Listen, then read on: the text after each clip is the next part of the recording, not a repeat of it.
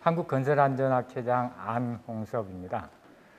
먼저 이렇게 귀한 자리를 마련해 주신 우리 포럼의 대표님들께 감사를 드립니다. 우리 사실 건설사고, 특히 건설사고 사망 과제는 뭐 익히 아시다시피 우리 전산업 사고 사망자의 줄곧 절반을 차지해서 사실 한 20여 분의 짧은 시간에 많은 걸 말씀드리기에는 굉장히 무리가 있습니다. 사실 제가 슬라이드도 각 50여 장을 준비를 했는데요. 대부분은 그냥 빠르게 보시면서 지나가면서 중요한 부분만 제가 조금 더 설명을 드리도록 하겠습니다. 제가 드리고 싶은 말씀은 그겁니다.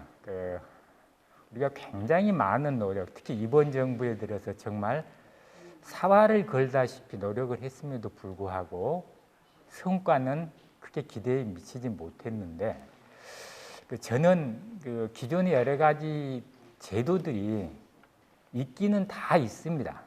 있는데 그런 원칙들이 미세하게 원칙을 지켜가다 보니까 실효성을 갖지 못한 데 있다고 보고요. 그 중에 중요한 요인 중에 하나가 안전에서는 모든 경영에도 마찬가지입니다만 조직에서 삼면 등가의 원칙이라고 그래가지고 의무와 책임과 권한 관계가 그게 균형이 맞아야 되는데, 즉 우리 건설 사업의 안전을 건설 사업의 이해 당사자들 사이에 역할에 따른 책임이 문제인데, 그 중에서도 최고 의사 결정권자인 발주자의 책임이 장기간 배제되어 온 거하고, 또 하나는 우리가 안전 전문가들이 우리 안전 조직에 있음에도 불구하고 그 안전 전문가들의 실질적으로는 발주자의 참모 역할을 해야 되는데, 발주자가 책임의 영역에서 빠져 있다 보니까 안전 전문가의 역할 또한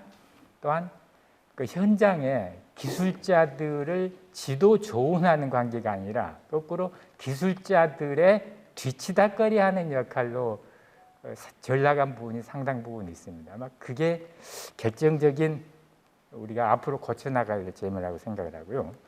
그래서 저는 사실은 삼풍백화점 붕괴 사고 10주년, 20주년, 20년에 걸쳐 두 권의 책을 내면서 사실은 건설 사고 원인에 대해서 굉장히 오랫동안 연구를 해왔는데, 저는 법에 있는 각국의 의무, 소위 수범자라 그러죠. 수범자들보다는 그 수범자들을 규율하는 제도를 만드는 사람의 가장 큰 문제가 있었다. 저는 그렇게 진단을 하고 싶습니다. 그래서 그 제도를 만드는 사람들이 사실 올바른 제도를 만들어야 되는데 노력에도 불구하고 항상 그 제도의 실효성을 제대로 갖추지 못했다는 거죠. 위에는 우리나라의 이제 한 30여 년간 빨간 글씨가 사고 사망자 수고요. 아래는 영국의 이제 사고 사망 10만인율입니다. 10만인율인데 사실 물론 이제 우리도 만인율로 환산을 하면은 조금 다른 그래프가 나올 수는 있겠지만요. 우리는 사실 이렇게 노력에도 불구하고 별로 줄이질 못했습니다. 그렇지만 영국의 경우에는 약간의 진폭은 있지만 지속적으로 감소 추세가 이어지고 있는데, 과연 이 차이가 어디서 나왔느냐, 그걸 좀 주목해 볼 필요가 있다고 보고요. 그래서 최근 이번 정부에서 정말 눈물겨운 노력을 했는데요. 이 스토리를 다 말씀드리기엔 시간이 많이 없는 것 같은데, 중요한 거는 이번 정부에서 발주자의 책임지는 문제를 공식적으로 천명했다는 거 하고, 그 발주자 책임 문제를 국토부에서 건설안전 혁신 방안에서 담아서 이천 물류 창고 화재를 계기로 기존의 안전에서 빠진 발주자의 책임을 담으려고 했다는 것이고요. 아쉬운 거는 전 개인적으로 건설안전특별법이 먼저 통과되고 중대재해처벌법으로 갔더라면 사각지대가 잘 메꿔지는데 중대재해처벌법이 먼저 가다 보니까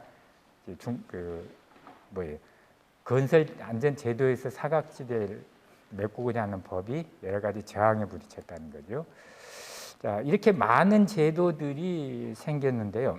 특히 이제 건축물 관리법 같은 경우도 해체공사, 근데 여전히 합동사고에 보는 것처럼 취지를 달성하지 못했습니다. 그래서 여기서 우리가 이제 좀 많은 분들이 좀 어려워하시는 부분인데, 산업안전보건법은 작업안전을 위한 거고 건설기술법은 기술안전위에서 두 개의 영역이 굉장히 다루는 영역이 다른데도 불구하고 그 안에 안전관리 계획서라는 교육이라든가 동일한 명칭을 갖고 있다 보니까 중복이라고 많이 오해를 하고 있습니다. 자, 다시 돌아와서 이제 최근 그 2020년까지 얘기인데 21년에 417명으로 작년에는 처음으로 좀 성과를 낸 걸로 알고 있는데, 이쪽에 이제 뭡니까? 그 2.0이 그 사고 사망 만일 2.0은 20년도 겁니다. 이게 좀 동그라미가 좀 위치가 이동이 됐는데요. 사실 보면 사고 사망 만인율로 보면 1.58, 1.66, 1.65, 1.72에서 2.0에서 금년에 1.71 정도로 다시 내려온 것 같습니다. 그러면 보시다시피 질적인 측면에서는 진전이 거의 없었던 거죠. 그래서 저는 다시 한번 말씀드리고 싶은 게, 기존에 우리 하고 있는 제도들을 다 뜯어서 새로 보고 그게 왜 원칙에 안 맞는 부분이 있으면 그걸 고치는 게 먼저 돼야 된다는 거죠. 그러니까 실제로 현장에서는 지금도 더 많은 이런 고통을 겪고 있습니다. 온갖 서류에 파묻혀서 기술자들이 현장에 나가볼 시간이 없습니다.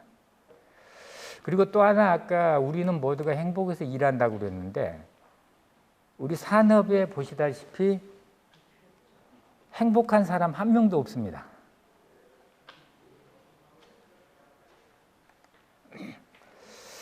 영국에서는 일찍이 건설 사람의 부정적인 행태는 발주자의 부정적인 행태의 거울이라고 해서 건설 참여자의 역할과 책임에 주목을 해왔고, 그 결실이 CDM이었습니다. 자, 그 제조공장과 건설공사가 정말 다른데요. 많은 분들이 이걸 특히 그 안전을 하시는 분도 오해를 합니다. 이를테면 이 방을 한번 생각해 볼까요? 이 방에 공사를 하기 위해서는 이 안에 비계라든가 이런 게 공장 설비를 해야 되는데, 제조업하고는 정반대의 방식으로 진행이 됩니다. 건설공사는 착공해서 준공하는 날까지 같은 상황이 되는 순간이 한순간도 없습니다. 근데 그거를 우리가 점검으로 바로잡겠다? 그거는 불가능한 일입니다. 그래서 우리는 그런 제조업 방식의 방법을 답습하고 있다는 거죠. 자, 이걸 그림으로 그려보면 그렇습니다. 제조업은 외주를 주더라도 부품 품질 관리만 하면 돼. 건설 현장은 공장이 발주자 것입니다. 왜 근데 발주자, 소유자의 책임을 빼놓고 가느냐는 거죠. 자, 이 그림은 이제 저는 그동안에 안전을 한 30여 년 연구를 하면서 건설 사고 원인을 한 장의 그림으로 그려보려고 굉장히 노력을 했습니다. 그리고 이 그림도 행축으로는 참여자들, 국가 제도를 만드는 사람부터 발주자, 감리자, 설비자 쭉 보여드렸고요. 그 다음에 수직축으로는 프로젝트의 기획 단계부터서 설계, 시공자 선설, 공사 계획에서 마지막에 해체, 멸실까지 보여주는데, 보시다시피 그렇습니다. 현장에서는 사고가 발생했는데, 물론 시공자가 사고를 냈는데, 시공자가 사고를 낸 요인은 그 위에 발주자, 감리자, 설계자가 제공한 것이고, 이 사람들이 원인을 제공하게 만든 것은 잘못된 제도에 있습니다. 국가의 제도가 잘못됐기 때문에 계속 사고 요인을 약자인 을에게 전가시켜서 마지막에 건설 근로자가 희생된 것인데, 우리는 산안법에서는 주로 현장밖에 다루질 못했고요. 건설 관련 법에서도 항상 발주자를 빼고 갔습니다. 그 이유는 나중에 말씀드릴게요. 그러니까 제도가 시공자가 해야 될 일은 잘 있어요. 근데 시공자들이 할 필요성을 못 느끼는 거예요. 이행을 안 하는 거죠, 제대로. 왜? 시키는 사람 외부에서 시키니까. 그런 맹점들을 우리가 그동안 놓치고 왔다는 거죠. 자, 그래서 사실 저는 사고를 이렇게 정의를 내립니다. 물론 물리적인 상황에서는 기술의 실패인데 기술의 실패 이전엔 기술을 조달하지 못한 비용이나 문제 문제가 있는 겁니다. 그래서 사고라는 건 누군가가 다른 사람의 생명을 담보로 부당 이득을 취한 것입니다. 부당 이득을 취한 거예요. 그래서 건설 현장은 5대 암으로 짝퉁 자격증, 안전 불감증, 다만 각길 검도인데 광주 학동 사고하고 화정동 사고에서도 증명이 됐죠. 모두가 제 역할을 하지 않았습니다. 그런데 우리가 기존의 법 조항을 한두 개 고친다고 해서 해결될 일이라는 거죠. 결코 아니라는 거죠.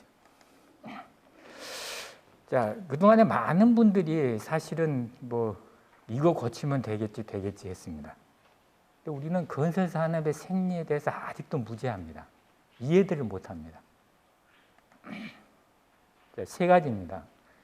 타협하지 말 것, 책임의 명확화, 그 다음에 책임 의무를 확실하게 이행을 하는지 안 하는지 감시하는 장치인데 우린 세 가지가 다 부실합니다. 아까 두 번째 책임 명확화에서는 최고 우선될 때는 발주자가 빠져 있습니다. 그 다음 제3자 감시 원칙에는 안전관리나 안전조정자가 3자 감시 원칙 전혀 못하고 있습니다. 산안법에 내재된 문제들이 이렇게 많습니다. 산안법이 기능을 하면 이것도 고쳐야 되고 저는 산업을 노동으로 바꾸는 것부터 해야 된다고 봅니다. 이 착오는 왜 나왔냐면 하이니가 맨 처음에 책을 만들 때 인더스트리얼 액시던트 프리벤션이라고 있어요. 그걸 그대로 따왔습니다. 세계에서 그 안전보건의 작업자의 안전보건은 반 앞에다가 산업이란 붙이는 나라는 한 군데도 없습니다. 그게 이제 사람들한테 헷갈리게 하는 거죠. 각 산업 분야의 본연의 기술하고 작업 안전에 관한 기술을 헷갈리게 만드는 거예요. 산업 안전이면 산자부 가야 되죠. 노동 안전은 노동부 가야 되고. 건설 안전 기술에 관한 거는 국토교통부 가야 되고. 그 외에 우리가 안전관리자 문제도 마찬가지인데요. 사실 안전관리자는 참모 스텝입니다. 그러면 우리가 관리 감독자는 라인상에 있는 사람이 쓰는 건데 관리자란 말을 붙여놓으니까 보통 현장에서는 계속 라인상에 해야 될 일이 관리자한테 넘어오는 겁니다. 산안법에 보면 관리자는 지도, 조언, 보좌, 건의만 하게 돼 있어요. 그럼 관리자가 해야 될 일은 문서 작성, 건의서 하나뿐인데 우리는 현장의 모든 서류를 안전관리자가 다 작성하고 있어요. 역할을 제대로 보였으면 제대로 시켜야 되는 거예요. 근데 구조적으로 그럴 수밖에 없는 이유가 있는데 그건 이 자리에 다 설명을 못 드립니다. 자, 그래서 다시 한번 이제 우리 그 공사의 프로세스에서 참여자들 보면 각각의 개별 법령들이 그동안에 규율할 수 있는 범위가 있었어요. 근데 우리 산안법은 근기법에 나와서 뭐죠? 근로자와 사업주하고 고용 계약을 전제로 치다가 봅니다. 그러니까 건설업은 거기에 원화청으로 엮여 있죠. 감리자가 있고 설계자가 있고 발주자가 있습니다. 공공공사 같으면 기획재정부가 있어요. 그런 사람들은 통제 영역이 밖에 있다는 거죠. 상위 의사결정 그 자리. 자, 그러다 보니까 이제 우리 산업안전 관련 책에 보면 맨 아래 게 안전조직으로 나오는데 안전보건 조정자 선임을 하면서 처음으로 발주자 역할로 들어옵니다. 물론 그 이전에는 안전관리비 계상이라는 논문가 있어요. 책에 안전관리 체제에 빠져 있는 거예요. 제일 중요한 의사결정하는 사람은 안전관리 체제에 빠져 있는 겁니다. 자, 여기 마찬가지로 건설 관련 법령에서도 그 이상의 여러 가지 오류들이 있는데요. 그 대표적인 게 무슨 얘기냐면 우리 정부에서 품질이 안 되면 품질관리자, 안전이 안 되면 안전관리자 선임을 하라고 그러니까 건설회사는 어떻게 하는지 아세요? 라인상에 있는 사람들을 줄여갖고 뽑아갖고 안전관리자 시켜 품질관리자 시켜요. 그러니까 실제 라인 조직에서 인원을 충원해서 일을 하는데 실제로 제대로 공사를 해야 할 사람들이 인원이 줄어서 계속 부실해지는 거고 그 사람들이 안전이나 품질에 대해서 공부할 여유조차 없게 만듭니다. 굉장히 역효과를 내는 거예요. 그래서 대표적인 예가 그렇습니다. 우리 안전관리계획서하고 UAM 방지계획제도가 있는데 UAM 방지계획서 30년이 넘었어요. 건설 현장에서 유해이용량제 착수할 수 있는 사람은 손으로 꼽을 정도로 없습니다. 30년이 됐는데도요. 근데 그런 문제, 근본적, 왜냐하면 계획이라는 거는 계획 의무자가 작성하지 않으면 아무 소용이 없는 겁니다. 아까 제가 다시 말씀드린 게 기본, 원칙으로 돌아가야 된다는 거죠. 또 하나 이제 중대재해처벌법도 마찬가지인데요. 취지는 굉장히 좋았는데 여러분 이거 한번 생각해 보십시오. 삼풍백화점 붕괴 사고 최고의 여러 가지 비리를 저지른 사람은 상품백화점 회장 이준 회장이었습니다. 세월호 사고 보십시오. 세월호 사고의 가장 최고 의사결자는 유모 회장이었죠. 그럼 저는 중대재해처벌법에서 그런 사람까지 좀 죄를 물을 수 있는 그런 법이 되길 바랬는데 그 기대에는 한참 못 미치는데 더 결정적인 실수는 저는 이게 또는이라는 보는 겁니다. 또는은 엔드가 아니고 오합니다. 병행의 모든 책임은 경영자는 공정, 원가, 품질, 안전 네 가지를 다 해야 되는 건데 그 중에 하나만 떼어줄 수가 없는 거죠. 그리고 등등 이제 뭡니까 도급 개념 이런 데서 많은 오류들이 있습니다. 나중에 설명드리고요. 화정동 붕괴 사고 굉장히 기술적인 요인이 많습니다. 그런데 이거를 산안법으로 다 해결할 수 있다고들 합니다. 그리고 또 하나 화정동 한 달도 안 돼서 또 아파트 재건축하는데 현태를 뽑았습니다. 이거 어떻게 해석해야 됩니까? 그래서 저는 이제 건설안전혁신이라고 작년에 책을 하나 썼는데요. 옆에 보시다시피 우리가 저 많은 오류에 빠져 있습니다. 저거 고치지 않으면 우리 제도 재기능하기 어려울 겁니다. 긍정적인 것은 기획재정부는 짧은 시간에 공공발주기관을 잡아서 놀랄만한 발전이 있습니다. 여러분들에게 말씀드린다면 산안법 40년 운행 진행한 것보다 기획재정부 최근 3년의 성과는 굉장히 괄목할 만합니다. 자, 그래서 다시 우리가 원칙이 제대로 성립되는 것부터 좀 봐야 된다는 것이고 보시다시피 그동안에 기회가 굉장히 많이 있습니다. 여기 보면 2000년도 중간에 중장기적 차원의 건설안전 확보 방안을 연구인데 이때 규제기획위원회에서 국토부와 고용부를 불러다 놓고 건설 현장 안전관리 체제 바꾸라고 했어요. 그런데 두 부처가 무산시켰습니다. 그래서 20년 동안 또 수많은 건설 기능 인력이 희생이 있었어요. 그럼에도 불구하고 지금도 그거를 고칠 생각을 하지 않고 있습니다. 자, 이런 아까 말씀드린 얘기인데 이건 설명 생략하겠습니다. 마찬가지입니다. 도급, 건설공사, 발주자 이런 용어 정의들. 산업에서 쓰는 용어를 쓰지 않고 법마다 자기 마음대로 용어를 만듭니다. 현장에는 헷갈리는 거죠. 자, 그다음에 이제 그래서 발주자의 포괄적인 책임 부여인데 이제 영국의 방식인데요. 여기 이제 한글로 번역한 건데 영문을 죄송한데 슬라이드가 넘어가는데 영문에 보시면 발주자는 모든 걸 인슈어하라고 되어 있어요. 공사를 안정하게 하는 게 보장하라고 되어 있습니다. 우리는 그런 문구 하나도 없습니다. 그리고 마찬가지 여기 산업법에 있는 여러 가지 제도들이 사후 약방문식이거나 근본적인 사고 원인을 제거하는 데는 실효성이 매우 부족하다는 거죠. 자, 마찬가지로 세이프티 코디네이터 안전보건 조정자 안전관리자인데 안전보건 조정자가 이유나 이런 데 도입하고 우리하고는 그 역할이나 책임이 전혀 맞지 않습니다. 이유에서 도입한 이유는 뭐냐면 건설의 비전문가인 발주자한테 책임을 져야 되다 보니까 필요한데 우리는 그거하고 전혀 무관하게 갔어요. 그러니까 무슨 얘기냐면 외국의 좋은 명칭이나 제도는 들어오는데 문제는 핵심을 저버리고 껍데기만 들어왔다는 거죠. 자, 영국의 경우는 뭐였냐면 발주자가 그 법에 있는 모든 의무를 인지한다는 걸 서명해서 공사신고서에 제출하게 되어 있고 의무를 세이프티 코디네이터를 통해서 인지시키고 인지했다는 사인을 둘이 같이 하게 제출하게 되어 있어요.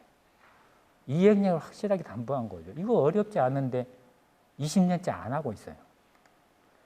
자, 세이프 코디네이터 마찬가지입니다. 이거 법에서 뭐라고 정할 필요가 없어요. 발주자가 알아서 하게 하면 되는 겁니다. 소속 상관없어요. 이거 독일의 방식입니다. 자, 그래서 지금도 그럼에도 불구하고 우리 제도들은 핵심을 비춰갔음에도 불구하고 이것들에 대해서 업계에서는 아직도 저항이 굉장히 셉니다. 그래서 이런 것들이 이제 앞에 말씀드린 것들에 대한 문제인데 한번 좀 자세히 들여다 보시고요. 그래서 우리가 이제 간과하고는 이런 거죠. 그 권력자의 우리가 특히 위험에 외주하라는 외주하는 아닙니다. 위험은 위험한 작업은 외주로 해야 되는데 제값을 주고 적재간 사람한테 시켜야 되는 거죠. 우리가 그게 간과하고 있다는 거고요. 또 하나는 어느 누구나가 돈을 목적으로 일을 합니다. 그러니까 어느 정도 자제시킬 수 있어야 되는데 최상위 의사결정을 자제시키지 못하고 있다는 거예요. 그래서 국가가 그러면 이제 실패하고 가난해지는 거죠. 근데 건설업이 대표적으로 착취적 제도로 운영되고 있는 산업입니다. 자, 이제 발주자 사고 유발 요인 이렇게 많습니다. 다 모든 사고는 발주자로부터 시작이 되는 거죠. 우리는 발주자 책임은 극히 미미하거나 없습니다. 자, 그리고 또 하나 이제 우리가 법에 너무 의지를 하는데 여기서 퍼버스라고 그랬는데 우리말로 여기는 부조리하다 그랬는데 원래의 의미는 사악한 겁니다. 사악한 거예요. 우리 좋은 법들이 있는데 사악해서 현장의 근로자나 건설 기술자들을 더 피폐하고 핍박받게 만들고 있습니다. 거기에다 또 하나 아쉬운 거는 우리 전문가라는 분들이 지금도 자기 입장이라든가 이런 거에 호도돼 가지고 특정 집단의 이익을 위한 논리들을 제공한다는 거예요. 데이비드 메카에서는 미국 오샤 차관보입니다. 우리나라 와서도 아마 특강도 한 적으로 알고 있는데요. 왜? 연구자들도 돈을 위해서 일을 하니까 이런 상황이 보여요. 저는 그래서 그 전문가를 믿지 말라고 말씀드리고 싶습니다. 자, 시간이 좀 다 됐으니까요. 그래서 저희가 이제 입장을 바꿔서 좀 생각할 필요가 있어요.